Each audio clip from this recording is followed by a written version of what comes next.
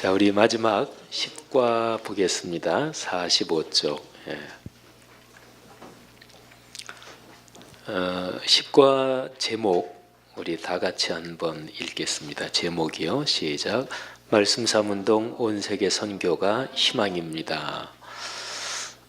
말씀 삼운동 온 세계 선교 이 두 가지 문구가요.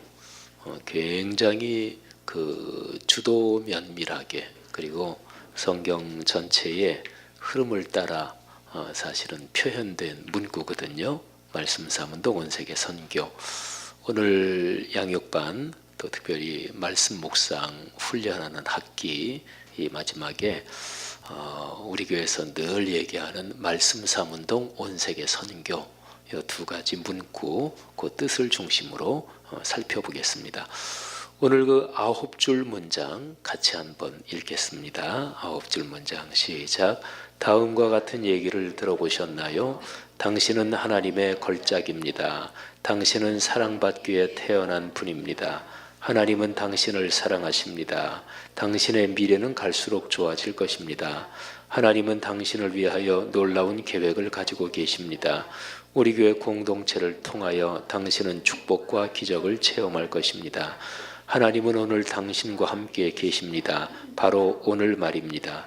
양육반 훈련은 이 모든 복을 누릴 수 있게 당신을 도와줄 것입니다. 아멘. 한 장 넘겨보시죠. 말씀 묵상의 목표, 세 가지로 제가 짧게 설명을 드리겠습니다.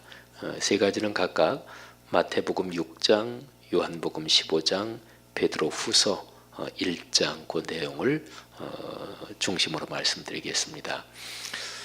마태복음 6장에는 주기도문이 나와요.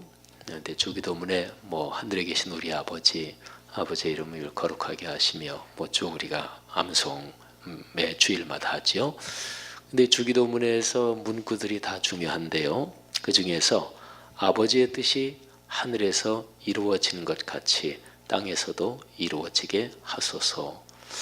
이 구절이 주기도문의 중심이라고 얘기할 수 있습니다. 하나님의 뜻이 하늘에서 이루어진 것처럼 땅에서도 이루어지는 것, 이게 기독교 신앙입니다. 그런데 하나님의 뜻, 그거는 구체적으로 어디에 가서 찾을 수 있을까요? 높은 산, 깊은 바다, 아니면은 벽을 마주보고 앉아서 한 몇 년, 면벽수도라 그러죠. 그 불교에서는 그렇게 면벽수도를 하고 마음의 수양을 닦으면 그러면 하나님의 뜻을 볼 수 있을까요? 우리 기독교 신앙은 하나님의 뜻이 66권 성경에 기록되어 있다. 이게 바로 기독교 신앙의 핵심입니다. 그래서 하나님의 말씀은 우리 기독교에서는 이렇게 얘기해요. 기록된 말씀, 66권 성경이죠. 그리고 성육신하신 말씀, 예수 그리스도 이 땅에 오신 구세주시죠. 세 번째는 선포되는 말씀.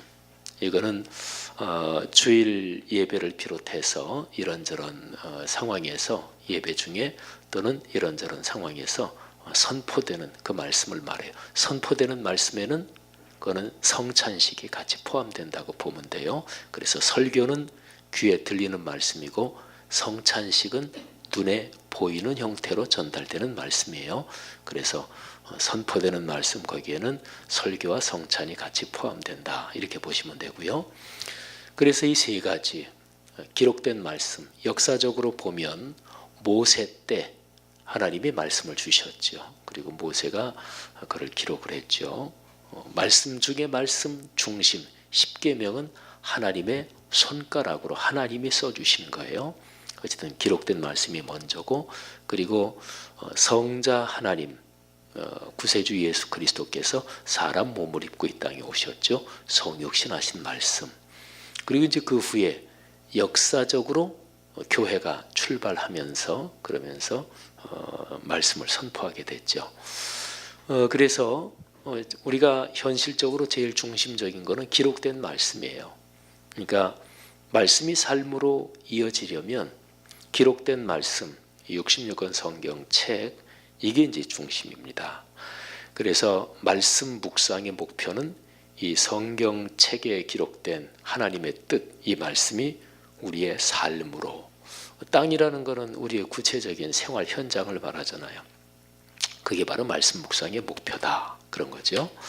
자, 그 다음에 두 번째로 요한복음 15장을 가지고 설명을 드리면, 자, 요한복음 15장 잠깐 펴보시겠습니다. 요한복음 15장은 참 아름다운 구절입니다. 요한복음 15장은 묵상하고 묵상해도 그 깊이를 다 알지 못하는 그런 성경의 장이 있어요. 뭐 예를 들면 고린도전서 13장 사랑장이 그렇고 히브리서 11장 유명한 장이 그래요. 고린도전서 15장 부활장 또는 소망장이라고 하는 거기도 그렇고, 제 아무리 묵상해도 그 끝을 다 알 수 없는 그런 것 중에 하나가 요한복음 15장입니다. 요한복음 15장 저 유명한 말씀으로 시작되죠. 제가 1절부터 몇 절만 읽겠습니다. 나는 참 포도나무요 내 아버지는 농부라. 무릇 내게 붙어 있어 열매를 맺지 아니하는 가지는 아버지께서 그것을 제거해 버리시고, 무릇 열매를 맺는 가지는 더 열매를 맺게 하려 하여 그것을 깨끗하게 하시느니라. 너희는 내가 일러준 말로 이미 깨끗하여졌으니 내 안에 거하라. 나도 너희 안에 거하리라. 가지가 포도나무에 붙어 있지 아니하면 스스로 열매를 맺을 수 없음 같이 너희도 내 안에 있지 아니하면 그러하리라. 나는 포도나무여 너희는 가지라. 그가 내 안에 내가 그 안에 거하면 사람이 열매를 많이 맺나니 나를 떠나서는 너희가 아무것도 할 수 없습니다. 아멘. 16절로 건너가 볼까요? 아니요, 16절 말고 아주 12절 말씀 같이 한번 읽지요. 내 계명은 곧 내가 너희를 사랑한 것 같이 너희도 서로 사랑하는 이것이니라. 자, 16절로 건너가서 16, 17절 두 절 시작. 너희가 나를 택한 것이 아니요 내가 너희를 택하여 세웠나니 이는 너희로 가서 열매를 맺게 하고 또 너희 열매가 항상 있게 하여 내 이름으로 아버지께 무엇을 구하든지 다 받게 하려 함이라. 내가 이것을 너희에게 명함은 너희로 서로 사랑하게 하려 함이라. 아멘. 다 좋지요, 그죠? 구절 구절마다 얼마나 좋은지 몰라요. 특별히 12 그리고 같이 읽은 12절 그리고 16, 17절 아주 참 좋은데, 16절에 보면 예수님께서 우리를 선택하시고 또 우리를 그리스도인으로 세우신 목적이 있대요. 그거는 우리의 삶에서 열매가 많이 맺히고, 맺힐 뿐 아니라 늘 열매가 있게, 그리고 아버지께 무엇을 구하든지 예수님의 이름으로 무엇을 구하든지 다 받게 하시기 위해서 우리를 부르셨대요. 이런 거를 전문용어로 표현하면 아싸 이렇게 하는 겁니다. 얼마나 좋아요, 그잖아요. 예수님이 우리를 부르신 이유가 뭐 열매를 맺게, 또 항상 열매가 있게, 또 아버지께 뭘 구하든지 예수님 이름으로 구하면 다 받게, 너무나 좋잖아요. 그런데 거기에 서로 사랑한다, 서로 사랑하게, 이게 뗄 수 없이 연결되어 있어요. 그러니까 서로 사랑하지 않으면 그런 거 물 건너간다, 그거 못 받는다, 그런 얘기예요. 열매가 있기를 원하십니까? 항상 있기를 원하십니까? 또 예수 그리스도의 이름으로 하나님께 기도한 그 기도들이 응답되기를 원하십니까? 서로 사랑하십시오. 이거는 성경의 가장 근본적인 명령입니다. 자, 요한복음 15장은요, 우리가 예수님 안에, 예수님이 우리 안에, 그래서 그거를 제가 요 교재에 이렇게 표현해 놨죠. 제가 참 자주 쓰는 말이고, 그런데 하나님의 임재와 현존 가운데서 사는 것. 임자는 오신다. 임, 대림할 때 림자도 마찬가지죠. 그리고 제자는 있을 제자. 하나님이 오셔서 여기 계신다. 현존은, 현자는 현재 그런 거죠. 그러니까 지금 현재 여기 늘 존재하신다. 그러니까 임재와 현존, 하나님이 오셔서 나와 늘 같이 계신다, 그런 뜻이에요. 참 이거 좋은 말입니다. 그냥 우리가 평이한 말로 하면 주님과 동행한다 이런 건데, 조금 신학적인 표현으로 또 뜻을 아주 정확하게 깊이 있게 얘기하면 하나님의 임재와 현존 그 가운데 사는 것. 요한복음 15장은 참 아름다운 비유로 그거를 말씀하고 있습니다. 우리 기독교를 나타내는 상징이 여러 가지가 많아요. 우리 성지순례 이렇게 가보신 분들 기억하실 거예요. 저쪽에 터키, 그리스 가면 우리 기독교의 상징 물고기도 있고 또 뭐 이런 십자가도 여러 형태가 있잖아요. 원 형태의 십자가도 있고요. 여러 형태가 있는데 기독교의 아주 오랜 것 중에 하나가 또 포도나무 이런 것입니다. 근데 이게 바로 요한복음 15장 여기서 나온 거죠. 주님이 내 안에 내가 주님 안에 이거는 참 신비로운 동행입니다. 근데 이거를 아주 참 굉장히 유명한 구절로 우리 그리스도인들이 다 거의 대부분 아는 그런 구절이 바로 갈라디아서 2장 20절이죠. 갈라디아서 2장 20절 우리 또 다 암송하는 말씀이잖아요. 우리 성경 구절만 한번 암송해 볼까요? 내가 그리스도와 함께 십자가에 못 박혔나니 그런즉 이제는 내가 사는 것이 아니요 오직 내 안에 그리스도께서 사시는 것이라. 이제 내가 육체 가운데 사는 것은 나를 사랑하사 나를 위하여 자기 자신을 버리신 하나님의 아들을 믿는 믿음 안에서 사는 것이라. 아멘. 너무나 유명한 구절이고 또 우리 교회에서 너무나 익히 외우는 구절이고 그래서 여러분 한 분도 빠짐없이 다 잘 외워주셔서 진짜 감사합니다. 사실은 제가 안 쳐다봤어요. 이렇게 자연스러운 구절을 혹시 못 외시면 또 괜히 미안하실까봐 제가 이렇게 먼데 쳐다보고 외웠는데 어쨌든 갈라디아서 2장 20절이 바로 그거예요. 하나님의 임재와 현존 가운데 사는 것. 말씀 묵상의 목표가 뭐냐? 하나님의 임재와 현존 가운데 사는 것입니다. 그 다음에 말씀 묵상의 또 하나의 목표를 얘기한다면 이걸 굉장히 유명한 구절인데요. 베드로후서 1장 한번 다 펴보시겠습니다. 지금 제가 말씀드리는 마태복음 6장의 주기도문 이건 그야말로 누구나 다 알지요. 또 요한복음 15장 이것도 누구나 다 알지요. 근데 베드로후서 1장 이것도 교회 역사에서는 무지무지하게 유명합니다. 근데 베드로후서 1장 특별히 1장 4절인데요. 요거는 일반적으로 우리 한국교회 그리스도인들 일반 그리스도인들이 이게 무지무지하게 역사적으로 유명한 구절이다. 그거를 주기도문이나 요한복음 15장처럼 그렇게 알고 있진 못한 구절이죠. 자, 베드로후서 1장 4절 다 같이 읽겠습니다. 이로써 그 보배롭고 지극히 큰 약속을 우리에게 주사 이 약속으로 말미암아 너희가 정욕 때문에 세상에서 썩어질 것을 피하여 신성한 성품에 참여하는 자가 되게 하려 하셨느니라. 아멘. 여기에 중요한 표현이 신성한 성품, 이거는 하나님의 성품을 말합니다. 우리가 이 땅에 살아가면서 예수 그리스도 그분을 닮는 거죠. 기독교 역사에서 성경만큼 거의 성경만큼 어떤 시대에는 진짜로 성경만큼 그렇게 많이 읽히고 많이 팔리고 그랬던 책이 있어요. 그게 그리스도를 본바다 이런 책입니다. 토마스 아 캠피스 캠펜의 토마스라는 사람이 이제 그 신앙 서클의 그 내용을 정리한 거라고 보죠. 근데 그리스도를 본받아 우리가 세상 사는 거는 그리스도를 늘 본받는 거예요. 주님 닮는 거죠. 근데 이거를 궁극적으로 말하면 하나님을 닮는 거하고 똑같은 거예요. 삼위일체 하나님으로 말하면. 그래서 베드로후서 1장 4절은 우리가 결국에 가서는 영원한 나라에 가서 우리가 받을 게 뭐냐? 하나님의 성품에 참여한다. 이것입니다. 영광이라는 말은 바로 정확하게 말하면 하나님의 성품에 참여한다. 여기에 제일 적합하게 쓸 수 있는 말이죠. 신성한 성품, 하나님의 성품에 참여한다. 말씀 묵상의 가장 종국적인 목표는 바로 이거다 하는 거죠. 자, 그러면 이제 말씀 삼운동 온세계 선교 이 두 가지 표현을 한번 보십시다. 자, 우리 교회 비전 선언문 하나님 말씀의 거룩한 리더십으로 다 같이 한번 암송하겠습니다. 하나님 말씀의 거룩한 리더십으로 그리스도인의 삶과 세계를 변화시킨다. 아멘. 근데 우리 교회 비전 선언문을 두 덩어리로 나누어 보겠습니다. 거기 써놨지요. 첫 번째는 하나님 말씀의 거룩한 리더십으로, 두 번째는 그리스도인의 삶과 세계를 변화시킨다. 하나님 말씀의 거룩한 리더십으로 이 앞부분을 주로 말씀 삼운동 거기에 연관시킬 수가 있고요.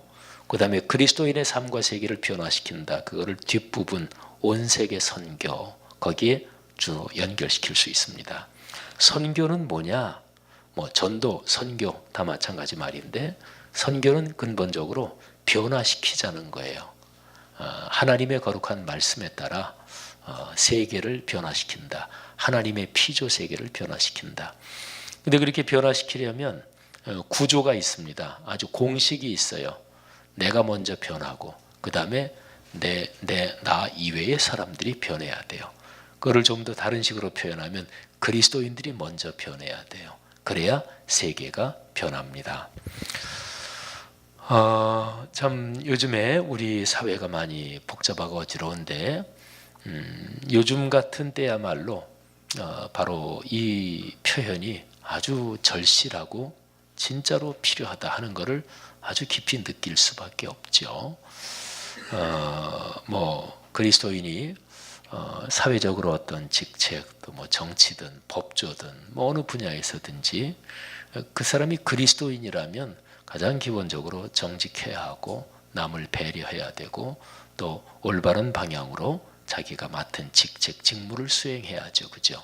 그러니까 그리스도인이 그렇게 변했다면 그러면 뭐 다 일반적으로 얘기할 수는 없지만 지금 나라가 막 복잡한데 이제 그 중에서 기독교인, 그리스도인 이런 게 아주 뚜렷하게 드러난 사람들이 있어요.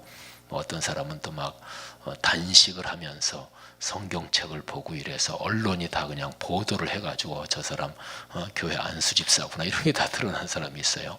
근데 그렇게 명시적으로 그리스도인이라고 드러난 사람들이 하는 삶의 모습, 사는 삶의 모습을 보면 어휴 참 같은 그리스도인으로서 창피하다. 어떻게 그리스도인이 저럴까? 이런 사람도 적지 않습니다. 그러니까 그리스도인은 내가 먼저 변하고 그래서 내 주변을 변화시키는 거죠. 그래서 우리 교회 비전 선언문 이 문장은 커다랗게 둘로 나누면 앞부분은 말씀 삼운동이요. 뒷부분은 온세계 선교다. 이렇게 얘기할 수가 있죠. 내가 먼저 변해야 다른 사람한테 설득력이 있을 수 있습니다. 내가 어디 음식점을 가서 먹었더니 무지무지하게 맛있다. 그러면 이게 진짜로 그게 체험을 했으면 다른 사람한테 얘기하는 게 틀려요. 그죠? 와, 진짜 맛있다고. 그러면 이제 거기 갑니다. 그죠?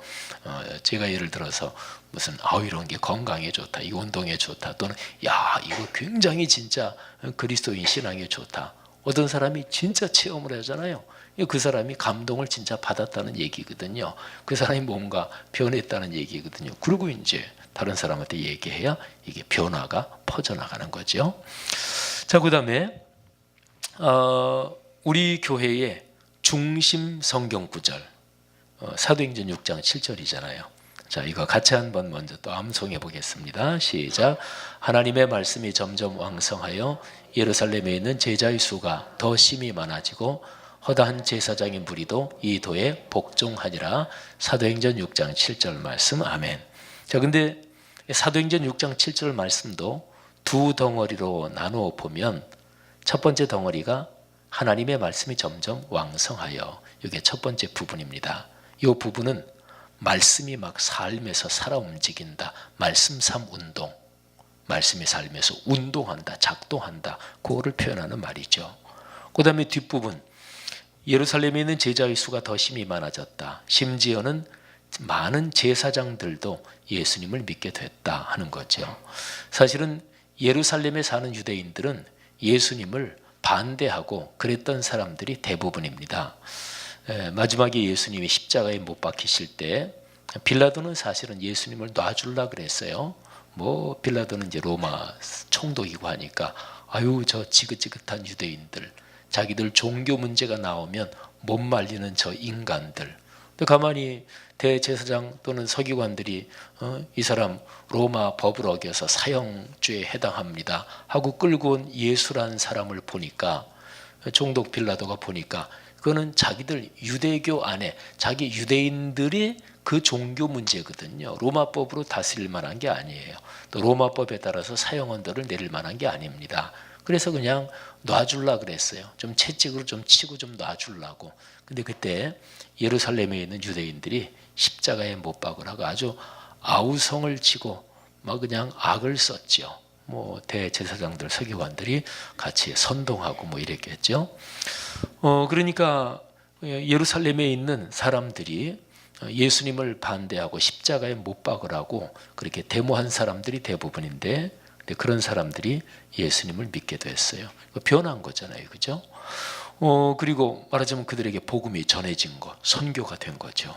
그리고 심지어는 예수님을 잡아 죽이는데 뒤에서 조종하고 앞장서고 중심 역할을 했던 제사장들도 예수님을 믿게 됐습니다. 확실히 전도가 된 거죠.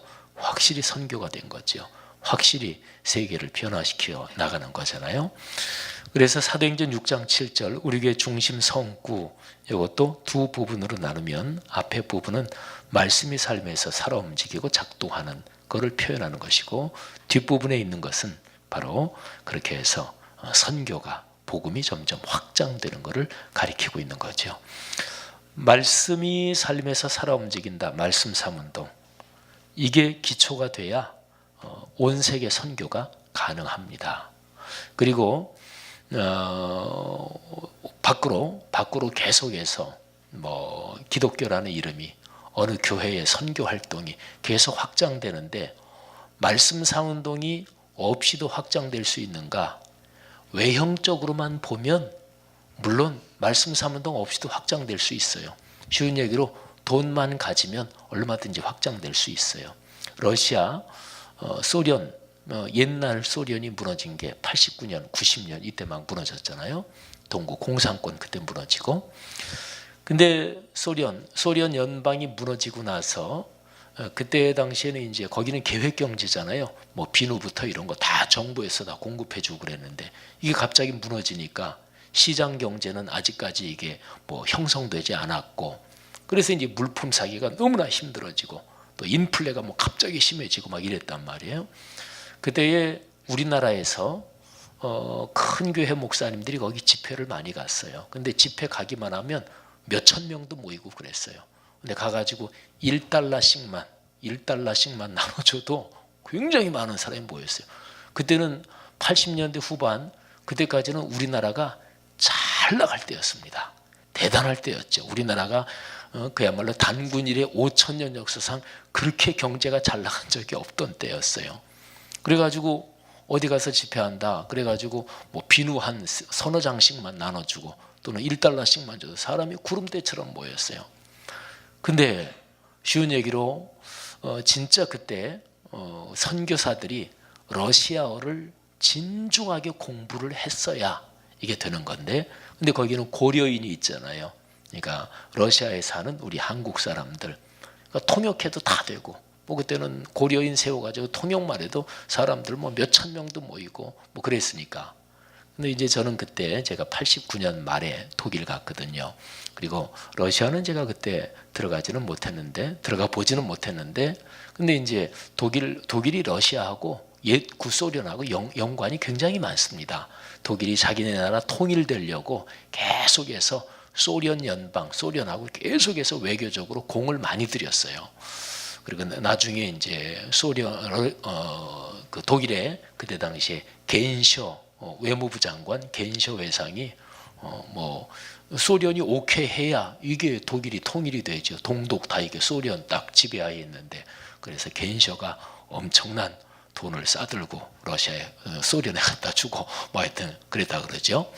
근데 어쨌든 근데 이 러시아 거기에 막 처음에 그래서 90년대 초에 한국에서 러시아 선교사들 무지무지하게 많이 들어갔어요. 그땐 들어가서 아무런 것만 해도 사람들이 마구 모이고 했으니까. 근데 저는 그때 보면서 세 가지를 잘 하지 않으면 러시아 선교 점점 어려워진다, 그렇게 봤어요. 첫째는 선교사들이 지금 막 하기만 하면 사람들 모이지만 그러게 중요한 게 아니고, 선교사들이 평생 거기에 뼈묻을 사람은 러시아어에 승부를 걸고 러시아어를 공부해야 된다. 이게 첫 번째고, 두 번째는 러시아 정교회, 크게 보면 기독교의 일파잖아요. 러시아 정교회하고 깊은 관계를 맺어야 된다. 러시아 정교회는 공산 소련 치하 70년 그 무시무시한 치하에서도 생존한 기독교 일파가 러시아 정교회예요. 그런데 러시아 정교회 거기하고 잘 이게 관계를 좋게 해야 된다. 근데 초기에 갔던 한국 선교사들이 러시아 정교회 그거 이단이다, 기독교도 아니다, 뭐 이렇게 막 했거든요. 그 다음에 세 번째는 러시아의 경제 상황이 좋아지면 분명히 선교는 힘들어진다. 그 세 가지를 제가 이제 생각을 했는데, 근데 아니나 다를까 뭐 점점 저기 하니까 러시아 정교회가 우리 기독교 선교를 굉장히 막고 그렇습니다. 러시아 정교회는 러시아 정부하고 아주 관계가 긴밀하거든요. 그리고 러시아어 충분히 하지 않은 선교사들, 그런 사람들이 뭐 장기적으로 하기가 힘들죠. 그래서 점점 러시아 선교 어려워지면서 90년대 말 한 10여 년 그 지나면서 러시아에 들어갔던 선교사들이 대거 철수했어요. 미국 쪽으로 다 빠지고. 근데 우리 교회랑 같이 사역하는 우태복 선교사님, 그분이 초창기에 들어간 분이에요. 근데 그분은 러시아에 뼈를 묻는다. 그리고 이제 계속 계시는 분이에요. 참 귀한 분이죠. 여러분, 어쨌든 온 세계 선교를 하는데 말씀이 살아 움직이는 거 없이도 외형적으로 본다면 기독교라는 간판이 붙은 게 얼마든지 확장될 수 있어요. 아까 말한 대로 쉬운 얘기로 돈만 있으면 얼마든지 가능해요. 근데 그거는 기독교 선교가 아니다, 그런 거죠. 그러니까 말씀이 삶으로 변화되는, 또 매일 말씀 묵상을 하면서 주님의 임재와 현저를 늘 체험하면서 걷는 이런 사람들이 진정으로 선교를 할 수 있는 거예요. 예수 믿는 성도들 중에서는, 우리 그리스도인들 중에서는 선교를 굉장히 이상적으로 생각하는 사람이 있어요. 막 선교 현지 한번 단기 선교 처음 가면 막 감동이 되고 그러죠. 선교 현장에 가는 걸 아주 굉장히 이상적인 어떤 낭만적인 걸로 심지어 생각하는 사람도 있고. 근데 선교는 별게 아닙니다. 선교 나가기 전에 이 한국 땅에서 매일 말씀 묵상하고 주님과 깊이 손잡고 걷는 그 훈련 안 된 사람은 선교제 가봤자입니다. 선교제 가봐야 그건 선교고 뭐고 안 됩니다. 뭐 그냥 선교 헌금 모금한 거 가지고 그 헌금 가지고 이런저런 사역하면서 또 거기에 경제적으로 필요한 사람들이 모이기는 하겠죠. 근데 그거는 근본적으로 선교가 되지 않습니다. 그러니까 선교는 하나님의 말씀이 내 삶에서 늘 매일매일 이어지는, 그러면은 외국에 나가지 않아도 우리가 사는 삶의 현장이 다 선교입니다. 사랑하신 여러분, 말씀 3운동 온 세계 선교, 이 비전이 사실은 교회의 희망이지만 인류 역사의 희망이기도 합니다. 하나님의 구원의 섭리를 쭉 보면 말이죠. 양육반 우리 2학기 훈련하시고 이제 말씀 묵상 이 훈련도 이제 오늘 마지막 시간인데요. 여러분의 삶에 늘 하나님 말씀이 살아 움직이고, 또 그로써 살아가는 삶의 현장에서 작게 크게 또는 어떤 형태로든지 하나님의 말씀 선교가 전해지는 그 중심에 서서 걸어가시기를 주의 이름으로 축복합니다. 기도하겠습니다. 하나님 아버지 은혜 감사합니다. 이 귀하고 복된 분들, 장로님, 권사님, 집사님들, 젊은이들, 또 우리 귀한 목회자들 축복하시고 말씀 3운동 온 세계 선교, 이 거룩한 비전을 마음에 품고 평생 가문 대대로 걸어가게 하옵소서. 나중에 그 언젠가 저 영원한 본향 아버지 앞에 있을 때 참 기쁜 마음으로 아버지께서 안아주시는 그 기쁨을 맛보게 도와주시고, 이 귀한 분들의 아들, 딸, 손녀, 손자 가문 대대로 그런 복을 누리게 하옵소서. 감사합니다. 한 학기 동안 또 소그룹 인도하느라고 애쓰는 목회자분들, 또 말씀 3 성경대학 섬기시는 강한일 목사님, 박범성 목사님, 또 우리 장로님부터 비롯해서 이 말씀 3 성경대학 우리 리더분들 하나님이 크게 복을 주시고, 또 훈련받은 모든 사람들에게 넉넉한 은혜 주옵소서. 예수 그리스도 이름으로 축복하며 기도 올립니다. 아멘.